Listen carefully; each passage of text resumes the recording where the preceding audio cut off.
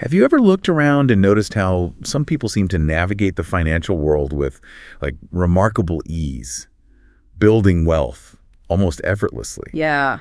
While others, I mean, they work incredibly hard, but they just seem financially stuck. It's a really common thing to see, a definite paradox. And today, we're really diving deep into that. Yeah. Into the surprising, maybe uncomfortable truth behind it. Yeah, definitely.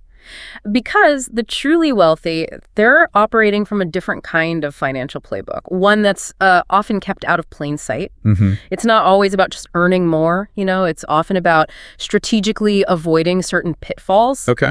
So our mission today is to pull back the curtain on its most critical pages for you. We want to expose the, let's call them, 10 worst assets that silently drain your wealth. Right. The things that keep you trapped in that financial rat race. Exactly. And we should be really clear here. These aren't just like slightly bad investments. No, not at all. These are, well, systemic wealth destroyers. They're expertly disguised, aren't they? As status symbols or conveniences or even, essential life steps. That's a great way to put it. It's this subtle but really powerful system designed to keep money flowing, just not into your pockets. Yeah, flowing somewhere else. Yeah. Often by playing on our biases, our hopes. Absolutely. And what's fascinating, even figures like Warren Buffett, they've kind of confirmed this, haven't they? How so? Well, a lot of their fortune wasn't just built on the smart things they bought. It was also built on the things they specifically refused to buy. Oh, okay. The exact wealth-killing purchases that, most people make without really thinking twice. It's about understanding those subtle forces. It's like there's this hidden game, and nobody ever really explained the rules properly. That's a good analogy. So we're going to help you recognize those plays, the ones that cost you. Big time. And you are definitely going to want to stick around for the last item on our list. Yeah. Yeah, it's arguably the most deceptive one. And honestly, it's probably sitting in your driveway right now. Okay, intriguing. So, ready to unmask these financial time bombs and get into the mechanics behind them. Let's do it. Let's begin. Okay, let's unpack our first big wealth destroyer. This one really captures that desire for progress, for convenience. Yeah. New cars, your money just disappearing down the road. Yeah. That new car smell, the latest tech, the perfect paint. It's such a powerful psychological pull, isn't it? Oh, absolutely. It's designed to be. But the financial truth, underneath that shiny surface, it's pretty stark. Tell us about it. Well, the core dynamic is rapid depreciation. Savvy people really get this. The second a new car drives off the dealership lot, boom, its value drops. How much we're talking? About 15% instantly. So on a, say, $40,000 car, that's $6,000 just gone before you even hit your first traffic light. Wow. $6,000 vanished. Exactly. And that's just the start. Over the first 5 years, it's pretty common for a new car to lose more than half its original value. More than half. Yeah. And most people finance these cars, right? So that makes it even worse. Oh, absolutely. It compounds the problem. You're paying interest, often quite high interest, on an asset that's rapidly losing value. So that $40,000 car Could easily end up costing you $50,000, maybe more, once you factor in all the interest, all while its actual worth is just plummeting. It seems the truly wealthy see this completely differently. They do. They see a car for what it mostly is, a utility, an expense. It's not an investment vehicle. Right. Think about Warren Buffett, huge wealth, right? But he famously drove a used Cadillac for years. Yeah, I remember reading that. His focus, and the focus of many wealthy individuals, is on assets that appreciate, things that grow value or generate income, not things that constantly bleed capital. So what's the smarter strategy here? The strategic approach. Look for vehicles that are, say, 2 to 3 years old, low mileage. Okay. A used Toyota Camry, maybe a Honda Accord. They offer pretty much the same reliability, the same tech often, but for way less money. How much less are we talking? Often you can save $10,000, maybe $15,000 right up front compared to buying new. Sometimes even more. And that upfront saving, that's huge. Because it's not just the saving itself, there's the opportunity cost, right? Exactly. That's the crucial part many miss. What else could that money be doing for you?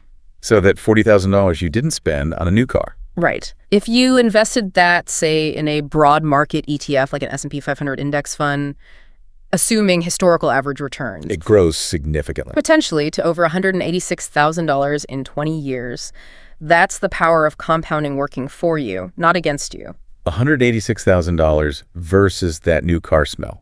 Yeah. It really reframes the whole decision. It absolutely does. It forces you to ask, is that temporary thrill really worth sacrificing that much future wealth? Yeah. The conscious choice is prioritizing assets that grow over things that shrink. That's a cornerstone of building wealth. Okay. Speaking of things that promise a dream but maybe deliver a financial nightmare, let's talk about number 2, timeshares. The contract you can almost never escape.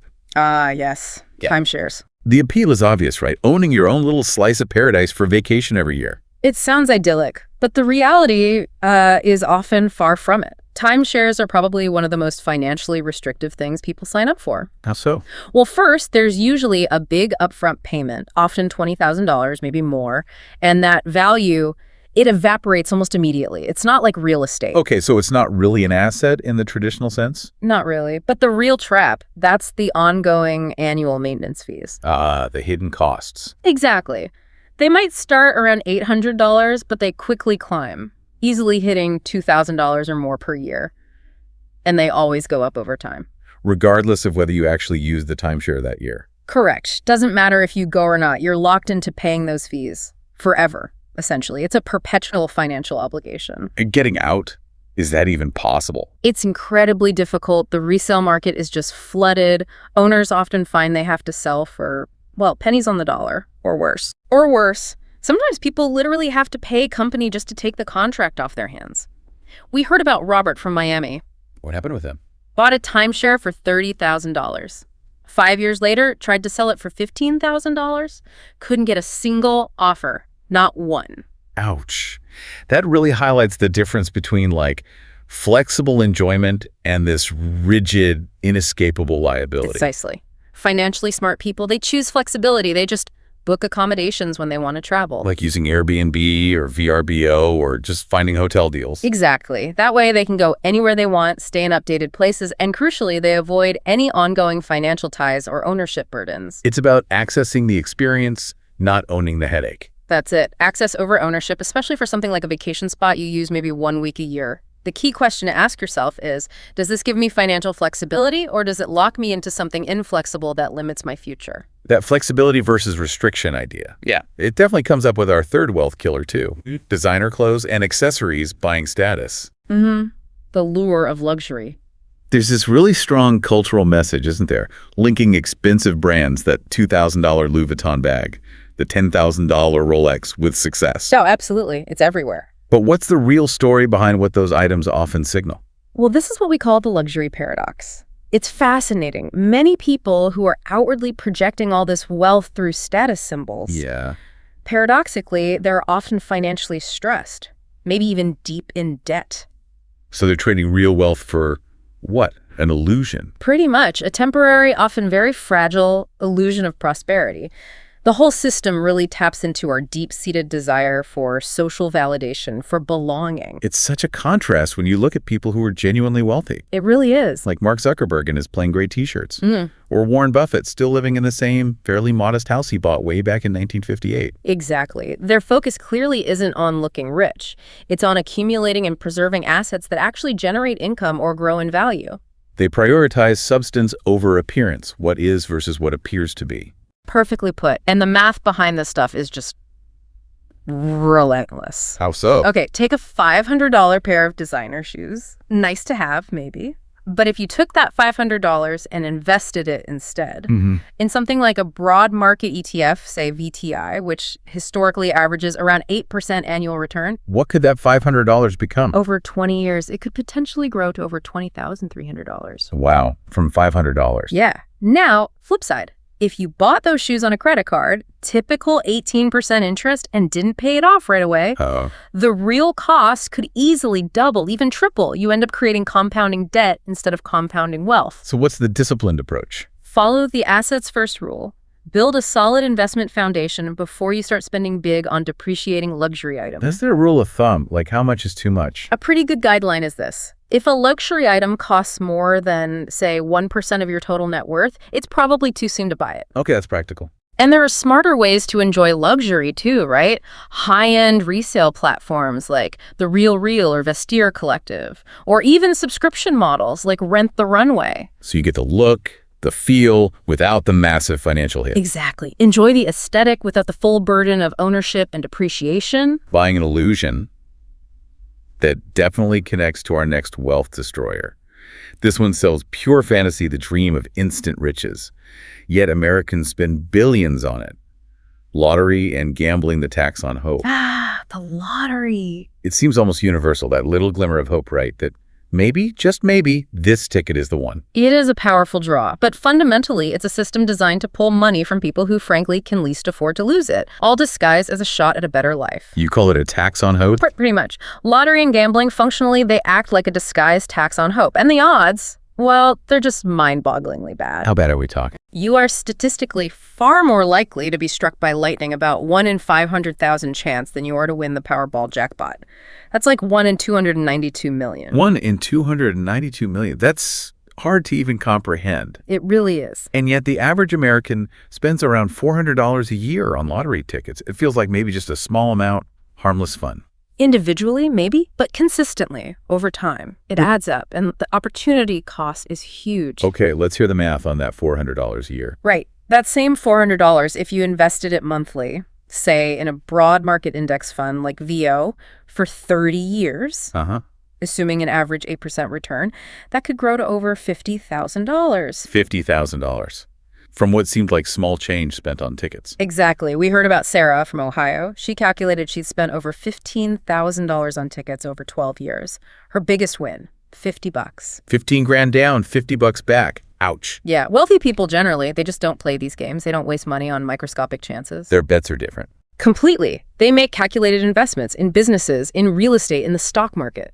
Places where the odds, while never guaranteed, are much more in their favor.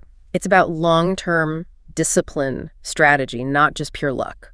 So for listeners who maybe feel that occasional urge, that little itch to play, what's a financially healthier way to handle that? Well, if you really feel that itch, maybe set up a tiny play fund, like 1 or 2% of your disposable income, something you can truly afford to lose purely for entertainment. Okay. But even better, redirect that impulse. Seriously, investing apps like Acorns or Robinhood, they offer that accessible, kind of gamified feel. But with actual potential for growth. Exactly. It gives you engagement, but with far, far better long-term potential than any lottery ticket. Okay. So while gambling might be a slow drain, our fifth wealth destroyer, this one can hit incredibly fast and traps a huge number of people. It's like a financial vacuum cleaner for your wallet. Credit card debt, your biggest financial enemy. The plastic menace. That little card feels so simple, almost harmless, doesn't it? Deceptively so. When it's misused. It's probably one of the most dangerous tools for your financial health, period. Why so dangerous? The interest rates. Exactly. Average rates are hovering around 20% annually right now. Some are much higher. 20%? Yeah. So any balance you carry that you don't pay off in full each month, it turns into this financial black hole just sucking away your future wealth. Can you give an example? Like, what does that look like in real numbers? Sure. Take a $5,000 debt on a card if you only pay the minimum payment each month. Which a lot of people do. Right. It can take you over 15 years to finally pay it off. And the total interest you'd pay, over $10,000. $10,000 in interest on a $5,000 debt, you're basically paying double or more. Effectively, yes. It's like buying everything at twice the price, paid slowly over years. You mentioned Dave from Boston earlier. His story with furniture and electronics debt. Yeah, his story was stark. He ran up about $7,000 on cards for that stuff, made minimum payments for years, the final tally, over $16,000 paid for $7,000 worth of goods. Wow. It really feels like the system is designed to keep you stuck in that loop. Well, think about it. Those minimum payments, they aren't set for your benefit. Right. They're strategically low, often scientifically calculated by the banks to keep you in debt for as long as possible. Why? To maximize the interest they collect from you. It's an efficient system. For them. Highly efficient. For transferring wealth from consumers to bank shareholders. Now, financially smart people, they use credit cards totally differently. How so? They don't use them. Oh, they use them, but strategically. For the benefits, the air miles, the cashback, the fraud protection, but the absolute key, they pay the full balance every single month, religiously. So no interest ever accrues. Exactly.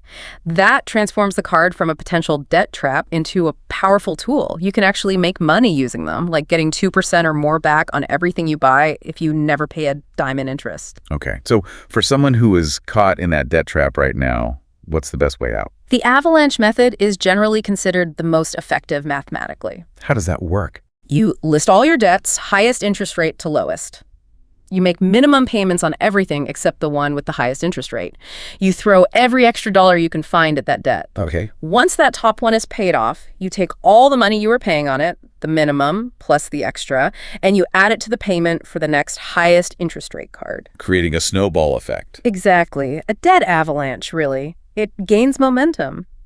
There are also tools, apps like Undebt.it or Tiller Money that can help you organize this, track your progress, and stay motivated. Systematically digging out. Okay. Now, number 6. This one often comes disguised as the path to success, the key to a better life. But it leaves millions paying for decades, expensive and useless degrees studying for debt. Yeah, this one is controversial, but crucial. That old advice, go to college, get a good job. Yeah. Feels almost like a mantra. It was for a long time, but the economics have shifted dramatically, with the average cost of a 4-year degree now well over $100,000. $100,000. Yeah. Oh, well. Yeah. That traditional advice, it's becoming increasingly outdated for many fields. It often leaves young people saddled with huge debt, holding degrees that just don't guarantee a job that can pay off that debt reasonably quickly. What's the average student debt now? Average in the U.S. is around $37,000. But that's just the average. Many graduates owe way over $100,000, especially after grad school. And the real problem isn't education itself, right? It's the cost versus the potential return. Exactly. It's the imbalance between the massive cost and the actual earning potential in certain fields. Think about Jennifer, the visual arts major you mentioned. Right, $60,000 in debt, started at $32,000 a year. Yeah. And after 5 years of payments, she actually owed more than she originally borrowed because the interest outpaced her payments. Yeah. That's a classic negative ROI, return on investment. So what's the financially smarter way to approach education and skills now? Financially wise people, they analyze the ROI of any education path rigorously. They ask tough questions, like, will this specific degree realistically increase my income enough to justify this cost? Is there a faster, cheaper way to get the skills I need for this career? Could I learn this more economically? It's not about not learning. It's about optimizing the cost and the outcome. Precisely. And smart alternatives are really booming right now. Think about certification programs in high-demand tech fields, IT, web development, data analysis. Those are often much cheaper. Way cheaper, often under $10,000. And they can lead directly to jobs starting at $60,000, sometimes more. Much better ROI. What about for more traditional degree paths? Are there ways to cut costs there? Absolutely. Community college for the first 2 years, huge savings right there, often for the exact same foundational courses. Yeah. And online platforms, Coursera, ADX, LinkedIn Learning offer incredible courses, often from top universities, for hundreds of dollars, not tens of thousands. So research is key before committing. Essential. Use sites like PayScale, the Bureau of Labor Statistics. Look up realistic salary averages for the jobs you want. Compare program costs ruthlessly, and always prioritize scholarships, grants, federal aid, maybe even employer reimbursement if that's an option. Get the skills, not just the expensive piece of paper, especially if it comes with crippling debt. That's the goal. Skilled acquisition, optimized for cost and return. Okay, that leads nicely into number 7. This is about buying expensive things that weirdly you barely use, they always lose value, and they actually tend to increase your stress and workload. We're talking boats and luxury items, buying problems in the form of status. Ah, yes. The toys that own you. There's an old joke about boats, right? The 2 happiest days in a boat owner's life. The day they buy it and the day they sell it. Exactly. And there's so much truth in that, financially speaking. There really is. Boats, maybe vacation homes, other big luxury toys. They often turn into these financial black holes disguised as fun status symbols. Because the cost isn't just buying it. Not even close. The purchase price is just the entry fee. Take a $50,000 boat, you're likely looking at another $5,000 to $10,000 every single year. For what? Maintenance, insurance, storage or docking fees, fuel, repairs. It adds up incredibly fast. The kicker is how little they actually get used, right? That's the really egregious part. Most boats, RVs, things like that, they sit idle well over 90% of the time. You mentioned Mike from Tampa. Yeah, his $65,000 dreamboat, he tracked it. Used it just 8 days one year. 8 days. Do the math. When you factor in the annual costs on top of the depreciation, his actual cost per day of use was nearly $2,000. $2,000 for a day on the water? That is astronomical. It is. So how do financially savvy people handle this? If they want that experience, They rent? they rent or they join a club. Why tie up $50,000 in a depreciating asset plus pay all those ongoing costs when you can just rent a really nice boat for maybe $400, $600 a day? On the few days you actually want to go boating. Exactly. There are apps now like Get My Boat, Boat Setter, or membership clubs like Fruit and Boat Club. They give you the access, the fun, without the massive financial drain and hassle of ownership. And the opportunity cost again. That must be huge here, too. Absolutely stark. That $50,000 boat plus, let's say, $5,000 a year in costs for 10 years, that's a $100,000 total outflow right there. Okay. Now, what if that same money, the initial $50K plus the $5K annually, was invested instead, averaging 8%? What does it become? Over that same decade, it could grow to around $215,000. So the real cost of owning that boat wasn't $100,000. It was $215,000 in lost potential wealth. Pretty much. You have to ask, are those few days on the lake really worth sacrificing potentially over $115,000 of your future? Is there a guideline for these kinds of purchases? A useful one is the 5% rule. If the annual maintenance and running costs of a luxury item are more than 5% of your annual after-tax income, you probably can't truly afford it without hurting your main financial goals. Prioritize access over ownership for these high-cost, low-use items. That's the smart play. Conscious choice. Okay. Now, if buying expensive toys that lose value seems obviously bad, our eighth wealth destroyer is much more subtle. It's often sold as being responsible, a smart move, protection, and an investment. But it often feels of both. Whole life insurance, a slow and expensive investment. Right. This one catches a lot of well-intentioned people. Because the sales pitch sounds good, doesn't it? It's insurance, but it also builds cash value. It's an investment. It sounds compelling, but in reality, a whole life policy is usually mashed together very expensive life insurance with a really low yield, often quite opaque investment component. And the result? The result is a product that generally does a poor job at both things. It's usually not great insurance, and it's usually a pretty lousy investment. How much more expensive is it than just plain insurance? Significantly more. Whole life can easily cost 5 to 10 times more than simple term life insurance for the exact same amount of death benefit coverage. 5 to 10 times. Yeah. For example, maybe a healthy 45-year-old wants $500,000 of coverage. A 20-year term policy might cost them around $400 a year. Okay. A whole life policy for that same $500,000 could easily be $4,000 a year or more. Wow. That's a $3,600 difference every single year. Exactly. And that difference, that's money that could be invested much more effectively elsewhere. And the investment part, the cash value buildup. Yeah. It's not efficient either. Generally, no, especially in the early years. A huge chunk of your premiums often goes straight to fees and the agent's commission, not to building your actual cash value. So you pay a lot in, but the value doesn't grow much initially. Precisely. Remember, James from Ohio paid $40,000 in premiums over 10 years. When he looked at his cash value, only $30,000 had actually accumulated. His agent, meanwhile, had made thousands in commission up front. Ouch.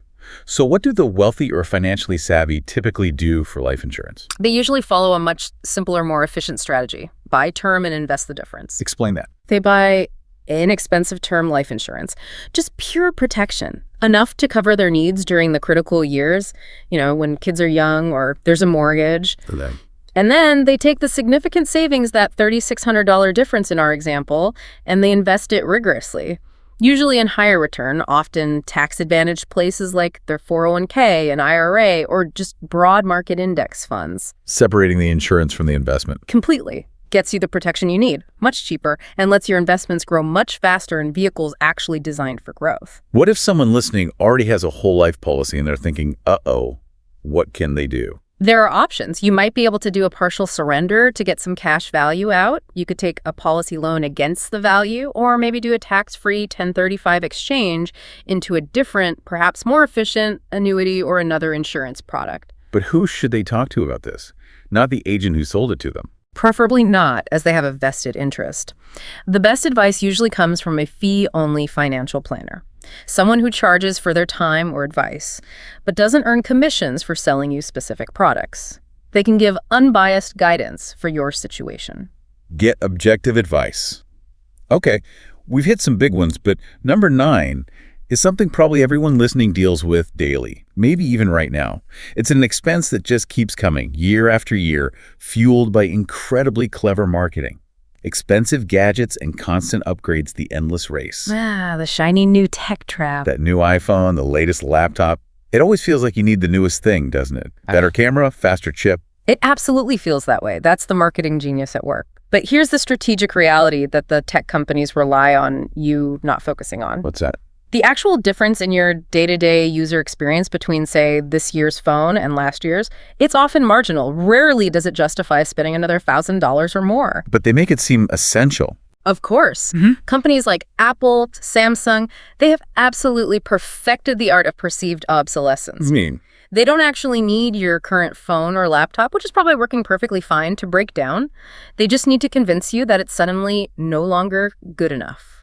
They create the desire for the upgrade constantly. It's a cycle. and when you look at the total cost over time, it must be significant. It's quite startling. Just take smartphones. If you upgrade every single year, over a decade, that can easily add up to over $12,000 spent. 12 grand on phones. Yeah, but what if you just kept your phone longer, say 3 or 4 years instead of 1 or 2? You'd save a lot. Easily save $6,000, maybe $8,000 over that same decade, just by resisting the yearly upgrade cycle. Robert from Denver, remember him? What did he figure out? He calculated he'd spend over $14,000 just on iPhone upgrades over 10 years. $14,000. That money, if he'd just invested it in a simple index fund, could have grown to over $20,000. Instead, he just had a slightly newer phone each year. Exactly. Financially fatty people, they tend to approach technology strategically, not emotionally, They use things until they break. or until they genuinely no longer meet their needs for work or life, not just until the next shiny version comes out. Think about Buffett again, used a simple flip phone for years while running a massive empire. It worked for what he needed. So when an upgrade is actually necessary, what are the smarter options? Always consider last year's model. Seriously. Often you get 95% of the performance for maybe a 30-40% discount. Good tip. Certified refurbished devices are another great option. They come with warranties, just like new, but cost significantly less. What about computers? They get slow. Often, yes. But instead of buying a whole new $1,500 laptop, sometimes just upgrading the RAM or swapping the old hard drive for a fast solid-state drive, SSD, can make it feel brand new again. Yeah. That might cost you $100, maybe $200. Huge savings. Maximize the utility you already have. Don't just chase the newest thing. Exactly. Use tech until it's done, not just until the next ad campaign drops. Okay.